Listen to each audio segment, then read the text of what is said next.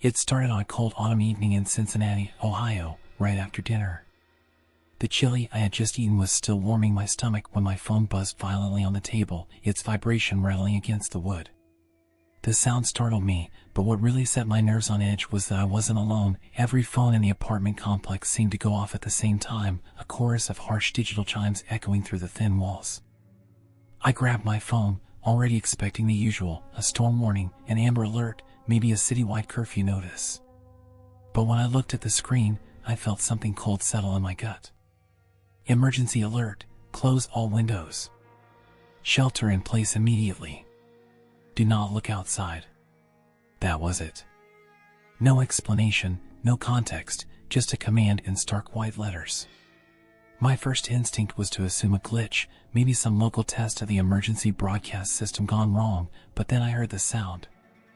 A deep, low hum, reverberating through the air with an eerie, unnatural quality. It wasn't coming from my phone. It was coming from outside. At first, I thought it might be the wind howling through the alleyways between buildings, but as I listened closer, I realized it had a pattern, almost like a voice, except stretched and warped, as if something was pressing against the edges of sound itself. The noise seemed to seep through the walls, an unnatural frequency that made the hairs on my arms rise. Then, just as I was trying to make sense of it, my neighbor, Mrs. Callahan, started screaming. Her apartment was across the hall, and the sound of her voice cut through the humming like a blade. I rushed to my door and yanked it open, stepping out into the dimly lit hallway where the overhead light flickered erratically, throwing long, shifting shadows along the peeling wallpaper. Her door was slightly ajar, and through the gap, I could see her trembling hands gripping the edge of the frame. "Close them! Close them now," she shrieked, her voice raw and desperate. "For God's sake, don't look." I froze, my pulse hammering in my ears. For a brief moment, I considered stepping inside, asking her what she had seen, but before I could take another step, her door slammed shut with such force that the walls rattled. An instant later, I heard other doors slamming all down the hall, one after another, the sound of deadbolts clicking into place. My breath caught in my throat as I turned and hurried back inside, locking my own door behind me. I went straight to my living room window, gripping the bottom of the glass pane, about to slide it shut when I hesitated. A deep, crawling instinct at the base of my skull told me not to look. Just a quick glance, I thought, just to see if there was a storm, a fire, something that could explain all of this. But as my fingers twitched on the glass, my phone buzzed again, the vibration harsh against my palm. Another alert. Do not look outside. Do not attempt to leave. My skin went cold. Something was very wrong. I locked the window instead of shutting it, turned off all the lights, and sat down on my couch, gripping my phone so tightly my knuckles ached. Group chats exploded with messages, panic bleeding into every text. My sister, who lived across town, had received the same alert. So had my coworker Jake, who lived across the river in Kentucky. My pulse spiked when my screen suddenly flickered and all the messages in my chat disappeared. Every single one. A new message appeared from an unknown number. "Stay away from the windows. Do not respond." I felt my stomach drop. I wanted to believe this was some elaborate prank, but then I saw my television screen shift. It had been on the local news when the alert came in, though the volume was low, but now the anchor was gone. Instead, the screen showed a still image, grainy, but unmistakable. It was a street camera feed. The camera was pointed toward my building. My street. At first, the scene was normal. The empty road, the flickering glow of the streetlights, the familiar shapes of parked cars lined along the curb. Then something moved. Not walking. Not running. Just appearing. One moment the street was empty. The next, a figure stood in the center of the road, facing the camera. It was tall, elongated, its shape indistinct, as though it was struggling to fully exist in the space it occupied. I couldn't make out its features, no face, no clothing, just a stretched, wavering form. The camera feed flickered once, twice, and when it stabilized, the figure was closer. My breath hitched. The air in my apartment grew thick, oppressive, pressing against my ribs. My phone buzzed again. Do not look outside. I shut my eyes and turned the TV off, fighting the rising nausea in my gut. The humming outside my window deepened, vibrating in my chest. Then, in the suffocating silence that followed, I heard a slow, deliberate knock on my door. It wasn't frantic. It wasn't hurried. Just a steady, patient rhythm. Knock. Knock. Knock. My grip on my phone tightened as my gaze locked onto the door, my body frozen in place. And then, from the other side, a voice. Low. Wrong. Not my neighbors. Not anyone I recognized. Let me in. I didn't move.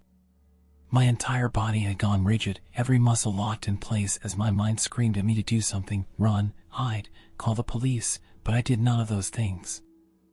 I just sat there, gripping my phone so tightly I thought the screen might crack, listening to that slow, steady knocking. The voice that followed was wrong in a way that I couldn't explain. It didn't sound distant, muffled by the thick wooden door. It was too close, too clear, as if it were whispering right next to my ear rather than from the other side of the room. Let me in. The way it spoke sent ice-cold dread straight through me. It wasn't pleading. It wasn't demanding. It was casual, conversational, like someone standing in a doorway, holding the door open for you, waiting for you to step inside. A horrible realization struck me then. Whoever, whatever, was outside wasn't knocking to get my attention. It was knocking because it already knew I was here. The humming outside had grown louder, deeper, filling my apartment with a sound that made my chest vibrate in time with it. I felt lightheaded, nauseous, as if my equilibrium was being thrown off by the sheer pressure of it. My instincts screamed at me to move, to back away, but it was like I had been pinned in place by some unseen force. Knock. Knock. Knock. Each tap of knuckles against wood made my stomach clench, a primitive terror coiling in my gut like a warning from something ancient and buried deep in my DNA. And then I heard it shift. Not stepping away. Not retreating. Just changing. The sound outside my door stretched, distorting as if something was pressing against the wood from the other side, spreading, flattening, a body stretching unnaturally to fill the surface. The air turned thick, humid, and the unmistakable sound of skin dragging across the door made my throat close up. A slow, wet slide of something pressing against the wood, like a palm flattening, then smearing downward. Let me in. It was lower this time. Closer. My hand, shaking violently, reached for my phone. I forced my fingers to move, to tap the emergency number, barely able to register my own actions. The call connected, and for a brief, desperate second, I thought I had done it. I thought I had broken through the paralysis, that help was coming. But the moment the line clicked open, I heard a single breath against my ear. Not from the phone. From inside the apartment. My entire body turned to ice. The breath had been faint, but it was there, right next to me, right behind me. Every instinct screamed, do not turn around. I clenched my jaw, my muscles locking, my breathing coming in sharp, panic gasps as I fought against the primal urge to twist my head and look. The buzzing of my phone in my hand jolted me, and my gaze darted downward. The screen was flashing. A new message had appeared, overriding my call. Do not speak. Do not turn around. I gritted my teeth so hard my jaw ached. The breath behind me was slow, methodical. Inhale. Exhale.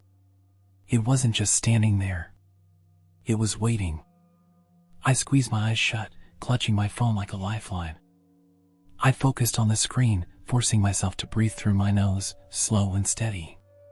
My thumb hovered over the screen, barely daring to move as I typed out a message in response. What do I do?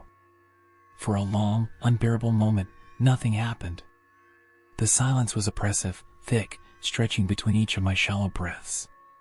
The humming outside had deepened, shaking the floor beneath me, making my teeth ache with the vibrations. The breath behind me didn't waver. Then, my phone screen flickered again. Stay still. Keep your eyes closed. Do not react. The breath at my back grew louder, shifting ever so slightly, as if something was leaning in closer, hovering just behind my ear. I could feel the weight of it in the air, the presence pressing against my skin, my body screaming for me to move, to bolt, to run. But I didn't. The voice at the door called out again, its tone shifting, more insistent now, less patient. "Let me in." Something shifted. A low creak echoed through my apartment, and I realized with a jolt of horror that my front door was opening. Not fast. Not a sudden burst. Just a slow, deliberate inch. A thin sliver of darkness appeared between the frame and the door, impossibly black against the dim glow of my apartment. The thing behind me inhaled. My vision blurred as the panic surged through me, my pulse hammering so violently I thought I might black out. I knew that if I looked at that door, if I so much as twitched the wrong way, I would see something I could never unsee. The gap in the door widened. A shape moved beyond it. Something was coming inside. And my phone vibrated one last time. "Close your eyes." I obeyed. And the world went silent. The silence was worse than the humming. Worse than the voice at the door. Worse than the breath against my ear. It was a hollow, suffocating absence of sound, like the entire world had been swallowed whole, leaving only me behind. My muscles locked, my breathing shallow, my hands clenched so tightly around my phone that my knuckles ached. My eyes remained shut, squeezed so hard that I saw flashes of light behind my eyelids, but I knew that if I opened them, I would see something that was never meant to be seen. I focused on my breathing, counting my inhales, my exhales, anything to stop the rising panic that clawed its way up my throat. The air around me was heavy, thick with the sickly warm scent of something not right, not rotten, not chemical, but something older, something that had existed long before I ever stepped foot into this apartment. And then I heard it. Not the knocking. Not the voice. The sound of something moving inside the room. It was slow, deliberate, a soft scraping of bare skin against the floor. Not footsteps, there was no weight to it, no rhythm, just an uneven shuffle, like a hand dragging itself forward, followed by a pause, then another pull. The breath that had been behind me was no longer in one place. It was moving. My pulse hammered in my skull as I forced my body to stay still. My phone buzzed, a single vibration against my palm, but I didn't dare look. Not yet. The thing in the room moved closer. I could feel it, that horrible sense of something watching me, of something pressing in from all sides even though I couldn't see it. I clenched my jaws so hard that my teeth ached, fighting the urge to scream, to bolt for the door, to do anything other than sit there, waiting for whatever was about to happen next. Then, the mattress dipped. A slow, sinking pressure pressed down on the cushion beside me, barely an inch away from my thigh. I nearly lost control of my breathing, my chest rising too fast, my body instinctively pulling back before I caught myself. The thing was on the couch with me. My phone vibrated again. I swallowed against the bile rising in my throat, forced my shaking fingers to turn the screen upward, and barely dared to peek through the narrowest slit of my eyelids. Do not move. The weight beside me shifted. I could feel the heat of it now, something too warm, too close, its breath rustling the fabric of my sleeve. A sound filled the space between us, wet. The awful, thick, moist noise of something shifting unnaturally, something pressing against itself and unfolding, a slow, deliberate movement that I could not see. And then, the whisper. It wasn't words. Not in any language I understood. It was a dry, clicking sound, a hollow mockery of speech that slipped in and out of syllables that didn't belong together, a fractured attempt at something human, something familiar. My stomach clenched as the whispering grew closer. My phone buzzed one last time. When I say move, move. I barely had time to process the words before the screen flickered and a final message appeared. Now. I bolted. I didn't think, didn't plan, didn't hesitate. I launched myself off the couch, sprinting blindly toward the hallway, my hands outstretched in the darkness, barely aware of my own body moving. The thing behind me reacted immediately. It screamed. Not a human scream. Not an animal's. It was a deep, guttural, piercing wail that should not exist, a sound that sent fire through my nerves, a noise that filled every corner of my skull and sent my vision spinning. The room warped around me as I ran, the walls feeling too close together, the air thickening into something that resisted my movements. The door, I had to reach the door. The thing was moving, faster now, no longer dragging, no longer slow. I could hear it rushing toward me, the slap of too many hands on the floor, the horrible, clicking breath just inches away. I lunged. My fingers closed around the doorknob, wrenching it open with more force than I thought I had. I threw myself forward into the hallway, stumbling as I slammed the door shut behind me. And then, everything stopped. The air outside my apartment was still. The humming had vanished. The hallway was silent. I was breathing hard, my back pressed against the door, my heart trying to hammer its way out of my chest. My shaking hands fumbled for my phone. The screen was still open, the last message still visible. Go to the stairwell. Do not take the elevator. I didn't hesitate. I took off down the hallway, my footsteps echoing in the empty corridor. Every door I passed was closed. No signs of life. No sounds from inside the other apartments. Just the overwhelming sense that I was completely, utterly alone. But I knew that I wasn't. Something was still watching me. I reached the stairwell, wrenching open the heavy metal door and stumbling inside. The concrete steps spiraled downward, dimly lit by flickering emergency lights. My breath came in ragged gasps as I started to descend, gripping the railing to steady myself. The building was old. I had never really thought about that before. But now, every creak of the stairs, every shifting pipe in the walls, every sound in the emptiness felt like something moving. I kept going. Floor after floor. The air grew warmer. Something was wrong. I slowed my pace, my skin crawling as I turned the next corner in the stairwell. The light overhead flickered once, twice. And then I saw it. A door. It was not the exit. It was not an apartment. It was not supposed to be there. A single, black metal door stood against the far wall, wedged between two flights of stairs where there had never been a door before. There was no handle. No lock. Just a single, small window. A window covered from the inside with something pressed against the glass. Something watching me. My phone buzzed in my hand. One last message. Do not open the door. The stairwell was dead silent. The only sound was my own heartbeat pounding in my ears, my breath coming in quick, uneven gasps. The black metal door loomed at the end of the landing, wedged between two flights of stairs that should have never had a door there. I had taken these stairs dozens of times before, usually grumbling about the broken elevator, and I knew this door wasn't here yesterday. I gripped the railing, forcing my feet to stay planted, to resist the urge to move closer. There was something in that window, something pressed against the glass from the inside. I could see only the shape of it, pale, shifting, distorting as if the surface of the glass itself was warping around it. It wasn't a face, not really, but I could feel it staring at me. My phone buzzed again, and I forced my gaze downward, my trembling fingers unlocking the screen. Do not open the door. Do not let it see you move. I bit down on my lips so hard I tasted copper. Let it see me move?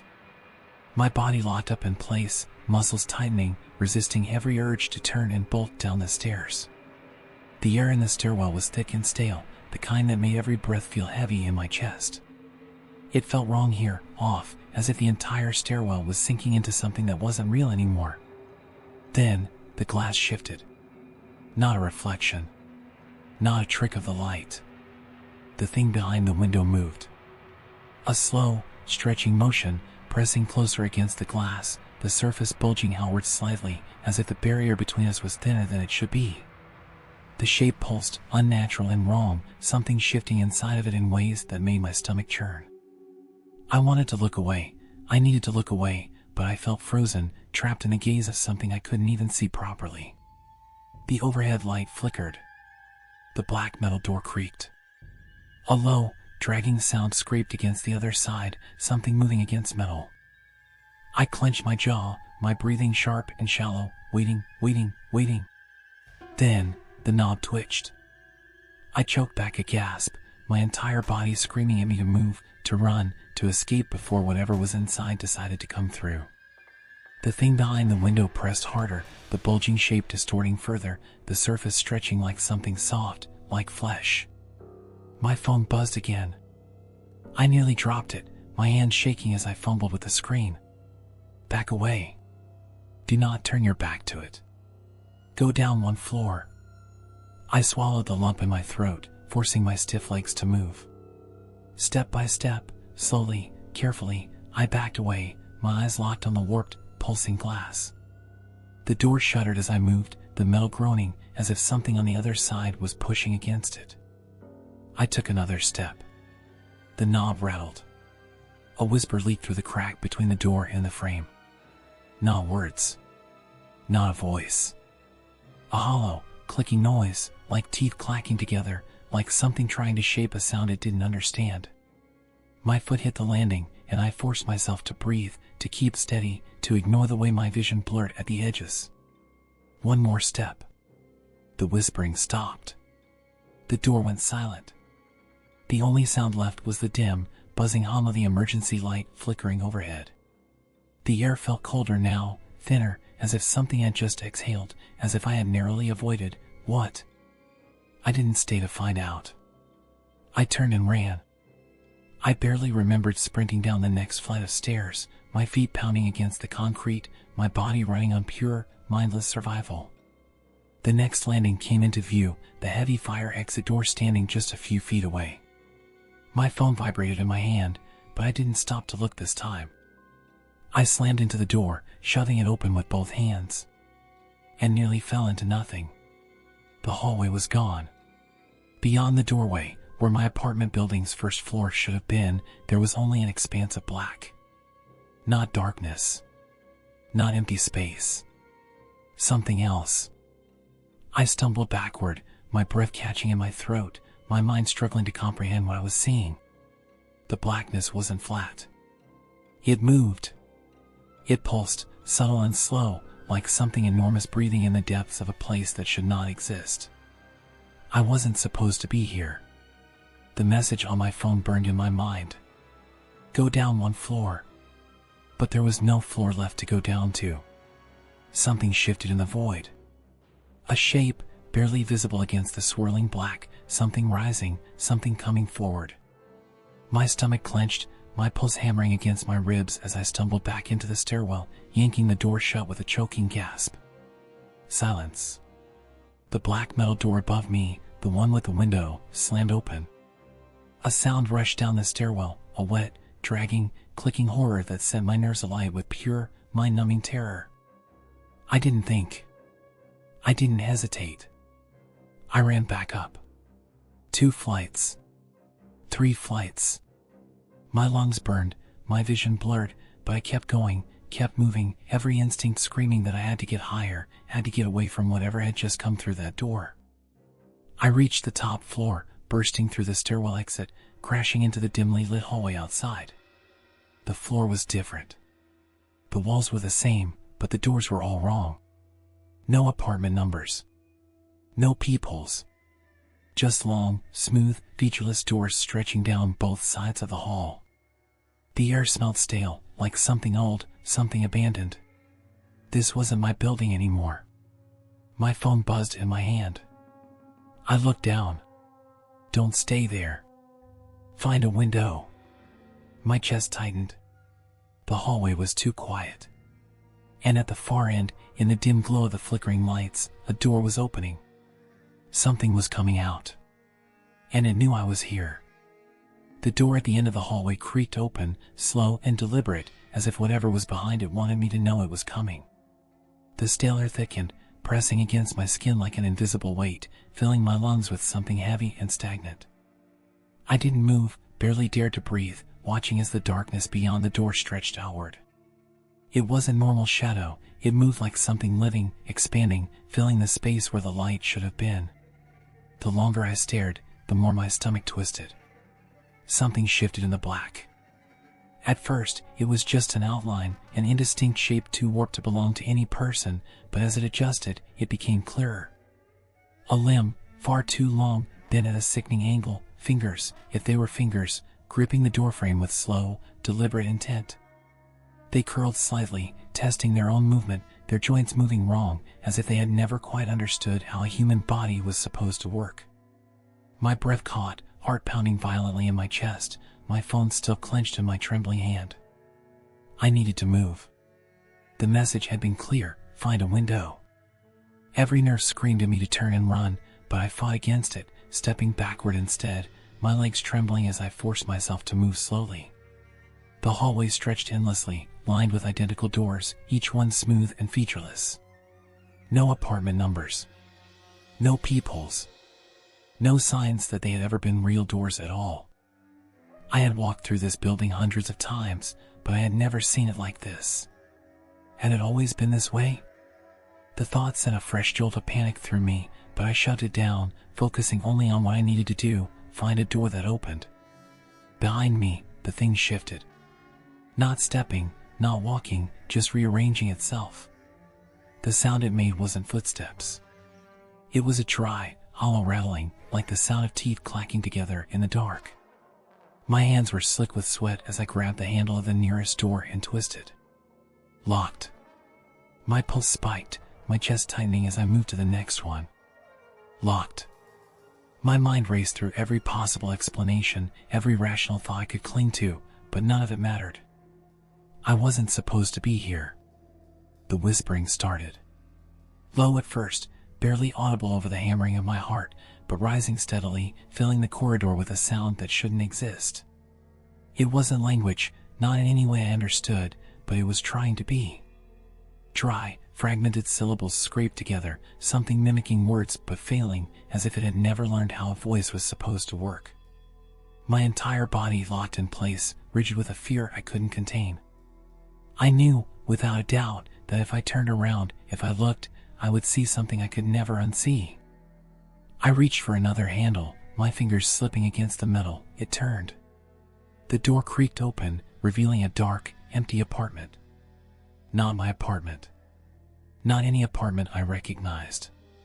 The space beyond the doorway stretched long and narrow, completely barren, no furniture, no signs of life. Only a single window at the far end, casting a dim glow onto the dust-covered wooden floor. I didn't hesitate. I stepped inside, pushing the door shut behind me just as the whispering in the hallway grew sharp, urgent. The moment the latch clicked, the hallway lights went out. I stood there in absolute silence, my breath coming in short, uneven gasps. I had escaped the hallway, but I knew, deep in my bones, that I wasn't safe. My phone vibrated in my hand, and I looked down, barely able to keep my fingers steady as I read the message. Get to the window. Don't look back. I turned, careful, slow, forcing my feet to carry me across the empty space. The window was streaked with grime, its glass vibrating faintly as if the humming outside had never truly stopped. My fingers pressed against the cold pane as I peered out, my breath fogging the surface. The city was gone. No streets. No buildings. No lights. Just an endless expanse of fog, thick and rolling, stretching infinitely in every direction. There was no horizon. No sky. Just the heavy, shifting void where the world had once been. My stomach twisted violently, my body instinctively recoiling from what I was seeing. This wasn't real. I forced myself to look down, hoping, praying, that I would see something solid, a sidewalk, a parking lot, anything to tell me I was still in the world I understood. But there was nothing. No street. No ground. Just the fog, swirling, breathing, moving beneath me. I was floating. A wave of nausea slammed into me, my legs unsteady beneath me as I stumbled back from the window, my mind struggling to process what I was seeing. My phone buzzed again, the screen flashing with a new message. Don't stay there. Jump. Now. I froze, staring at the words in disbelief. My hands were shaking so badly I almost dropped the phone. Jump? I turned back to the window, my pulse a deafening drumbeat in my ears. The drop was endless, disappearing into the fog below, an abyss that didn't make sense. But behind me, In the darkness of the apartment, the whispering was growing louder. I didn't turn around. I couldn't. Another vibration. Another message. If you hesitate, IT will take you. Jump now. Something touched my shoulder. Not a grip. Not a hand. Just the lightest pressure, like a presence acknowledging me, testing my existence, feeling if I was real. The air behind me turned cold, heavy, filled with something that was not breathing but wanted to be. I jumped. The air rushed past me, a deafening void swallowing the scream before it could leave my throat. The fog surged upward, engulfing me, suffocating me, my body weightless as I fell through nothing. There was no sense of time, no end to the descent, only the sickening sensation of falling into a space that shouldn't exist. And then, it stopped. I wasn't falling anymore. I was standing. The fog thinned, swirling around my feet, revealing something solid beneath me. Asphalt. A street. The familiar glow of flickering streetlights overhead. My breath shuddered out of me as I turned in a slow circle, my pulse still hammering in my ears. My apartment building stood just a few feet away, unchanged, real, exactly as I had left it. But it wasn't right. The sky was too dark, the air too still. The humming was gone. The street was too empty.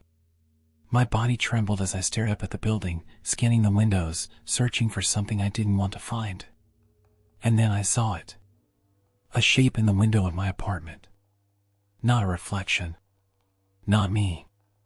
It was still in there. Watching me. My phone buzzed one last time. Don't go back. I turned and ran. My feet pounded against the pavement as I sprinted away from the apartment, away from the thing watching me from my own window. My breath came in ragged gasps, my lungs burning with the effort, but I didn't slow down. I couldn't. The city around me was too quiet. No cars. No distant chatter of late-night pedestrians. No hum of life. It was as if everything had been wiped clean, leaving only me behind. I turned a corner, expecting to see the familiar glow of the gas station at the end of the street, a beacon of normalcy, but the storefront was dark. The neon open sign was off, the interior a yawning black void. My pulse stuttered as I slowed, heart hammering against my ribs. I had never seen this place closed before. Even at 3 a.m, someone was always inside, an exhausted cashier, a truck driver grabbing coffee, a couple arguing over snacks. Tonight, it was empty. I swallowed hard, backing away from the glass doors. My reflection stared back at me in the dim light, pale and wild-eyed, my hands shaking at my sides. I reached for my phone, gripping it like a lifeline, and checked the screen. No messages. No calls. No notifications. I tried dialing my sister. The call didn't go through. No dial tone. Just silence. Something was wrong with the city. I turned my head slowly, scanning the streets, searching for any sign of life, any proof that I hadn't slipped into some other place. The buildings were the same. The street signs. The stoplights. But the world felt off. The air had that stillness, that dead weight you only feel in the seconds before a storm crashes down. Then I saw it. Down the street, at the farthest edge of the flickering streetlights, a figure stood perfectly still. My breath caught in my throat. It wasn't moving. Not shifting, not swaying, not breathing, just standing there, too far to make out any details, but close enough that I felt its presence, felt it waiting. I took a slow step back, my fingers tightening around my phone. The figure didn't react. It just stood there, unmoving, watching. The same way the thing in my apartment had watched me. I turned and ran. The buildings blurred past me, my pulse roaring in my ears. I didn't know where I was going, only that I needed to get away. The streets twisted around me, every turn leading me somewhere that felt wrong. Places I recognized but didn't trust. I saw my old high school, but the windows were dark, shattered in places that hadn't been broken before. The diner I used to go to was missing its sign, its interior hollow and empty. Everything was too still. I turned another corner and stopped cold. I was back in front of my apartment building. My stomach clenched. No, that wasn't possible. I had run blocks away, turned randomly, didn't stop, didn't hesitate. And yet, here it was. The same flickering street lamp. The same cracked pavement. The same window. And the thing inside it. Except now, it wasn't just watching. It was smiling. Not a normal smile. Not an expression of joy or amusement. It was too wide, too fixed, stretching across its face in an unnatural, deliberate curve. I couldn't see its eyes, but I could feel them. Looking directly at me. Daring me to come back inside. My body locked up, every instinct screaming, don't move, don't look, don't acknowledge it. But I couldn't tear my eyes away. The thing lifted a hand, slowly, mockingly, and placed it against the glass. My phone buzzed violently in my hand. I yanked my gaze downward, barely able to focus as I read the message. You can't stay outside. Find a way out. I exhaled sharply, my legs unsteady beneath me. A way out? Out of what? I was still in the city, wasn't I? My mind spun, desperately grasping for logic, but there was none. I was in a place that looked like my city, but wasn't. A place that had pulled me in the moment I had opened my eyes in that apartment.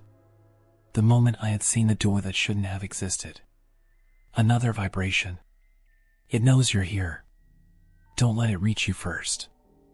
I glanced up. The window was empty. A sharp, seizing terror clenched around my chest, my breath hitching painfully. The thing that had been watching me, the thing that had taken my place, was no longer there. It was inside the building. Or worse. It was coming outside. I didn't wait to find out. I turned and ran, forcing my legs to move, to carry me anywhere but here. The city twisted around me again, the streets wrong, unfamiliar, looping me back on myself. The world had changed. I wasn't running through Cincinnati anymore. I was running through somewhere else wearing its skin. And something was hunting me. I didn't know where to go. My phone vibrated, but I ignored it, my only focus on getting away. I took another turn, another street, another, and then I saw it. A tunnel. A gaping black passageway cutting through the city where no tunnel should have existed. The road leading into it stretched downward, swallowed in darkness, disappearing into something that felt old, something that felt final. My phone buzzed again. I didn't want to read it. I didn't want to know. But I had no choice. I slowed just enough to glance at the screen, my breath coming in shallow, painful gasps. This is your only chance. Get inside. I hesitated, every fiber of my being rejecting the idea. Go into the tunnel? Into that black void? It felt like a trap. A last, desperate trick to pull me in. Then I heard footsteps. Slow. Measured. Just behind me. I turned my head, and my stomach dropped. A shape stood just feet away. It had my face. Not exactly. Not quite right. The skin was stretched too tight, the features almost but not quite mine. The eyes were black. Empty. The mouth was still smiling, that awful, deliberate curve that made my skin crawl. I stumbled backward, my breath sharp and shallow, my brain screaming at me to move. The thing stepped forward. And then, in a voice that sounded just like mine, it spoke. You need to go back inside. I turned and ran straight into the tunnel. The moment I stepped into the tunnel, the world behind me ceased to exist. The city, the streetlights, the thing that had stolen my face, gone. It was as if I had crossed an invisible boundary, leaving behind everything I knew and stepping into something outside of reality. The air thickened instantly, pressing against my skin, suffocating and warm, wrapping around me like something alive. There were no walls. No floor. Just endless black. My footsteps echoed in a way that didn't make sense, the sound bouncing too far, stretching out in all directions as if the space around me was warping with each step I took. I tried to steady my breathing, gripping my phone so tightly my fingers ached. My thumb flicked across the screen, expecting a message, a command, anything to tell me what to do next. But the phone was dark. No signal. No messages. The glow of the screen felt muted, like even the light was being swallowed by the void. I took another step forward, then another, my legs aching from running, but I didn't stop. I didn't even know if I was walking on solid ground. The surface beneath my feet felt wrong, not solid, not real. It gave slightly with every step, like I was walking across something that wasn't finished forming. Then, I felt it. Not a sound. Not a movement. Just a presence. Something shifted behind me, a slow, stretching pull in the air, an unnatural force coiling itself around me, brushing against my skin like invisible fingers. My breath hitched, my heartbeat slamming against my ribs. The instinct to run overwhelmed every rational thought, but the tunnel had no exit. No light. No end. I wasn't getting out. A rising wave of panic clawed at my throat, my hands shaking as I forced myself to stop. My legs trembled beneath me, my body begging me to move, but some deeper instinct told me to listen. To wait. A thick, wet silence surrounded me, stretching endlessly in every direction. Then, the whispering began. It wasn't words. Not really. It was something trying to be words. The sound curled inside my head, slipping through my thoughts like a parasite, pressing into my skull like fingers digging in. It wasn't coming from behind me. It was coming from inside me. I gritted my teeth, pressing my hands over my ears, but the whispering didn't stop. It had already gotten in. Another shift in the air. The presence behind me loomed closer. I didn't turn around. I couldn't. My phone buzzed violently in my hand, the vibration sending a jolt of electricity up my arm. I flicked my eyes down, heart hammering as I read the glowing text. Stop. Close your eyes. Do not move. I obeyed. The whispering stopped. The silence that followed was worse. The air grew thin, stretching tight around me, pressing into my skin like something was wrapping itself around my body, trying to feel its way inside. My stomach twisted as I felt it watching me, waiting. Then, fingers brushed against my arm. Not human fingers. Not skin. Not something that should exist. I clenched my jaw, forcing myself to keep still. The fingers lingered, testing, pressing, as if they weren't entirely sure I was real. Don't move. Don't look. Don't react. I kept my breathing slow, steady, forcing every muscle to remain frozen. My phone vibrated again. My fingers trembled as I risked a single glance at the screen. It's already inside you. But you can still get out. Listen carefully. A sharp, icy panic spread through my chest, but I swallowed it down. Still get out? That meant there was a way. Another message appeared immediately after. Step forward. You'll know when to stop. I hesitated. My body screamed at me that this was wrong, that if I took another step, I would fall into something I wasn't meant to see. Another buzz. Do it. Now. I stepped forward. The ground shifted. A sickening pull wrenched at my limbs, my stomach flipping inside out as the air around me bent, twisted, broke. The blackness was no longer empty. It was full. Pulsing. Alive. Something brushed against my leg, something not solid, but not entirely air either. I kept moving. The whispering returned, but it wasn't inside me anymore. It was around me, circling, surrounding, closing in. My ears popped. The pressure in my skull increased, like something was squeezing me through a space too small to fit. My vision blurred. The tunnel stretched, split, opened. A doorway. I ran. The tunnel collapsed behind me. I fell forward, slamming onto something cold and hard. The moment I crossed the threshold, I knew I was somewhere else. I landed hard on cold pavement, the impact jolting through my bones. The air around me was sharp, crisp, real. For a few seconds, I just lay there, gasping, my body shaking from exhaustion, my mind struggling to process what had just happened. The suffocating blackness was gone. The tunnel was gone. The whispering was gone. I forced myself to sit up, my breath still ragged. Where was I? The city stretched out around me, quiet but normal. Street lights buzzed overhead, casting their dull yellow glow on parked cars and empty sidewalks. Buildings lined the street, their windows dark, their doors locked. There was no sign of the wrongness I had just escaped. No warped hallways. No impossible doors. No figures with my face. Everything looked exactly as it should. But it didn't feel right. The air was too still. Too perfect. There was no wind, no distant hum of traffic, no rustling of trees or distant voices. The city shouldn't be this silent.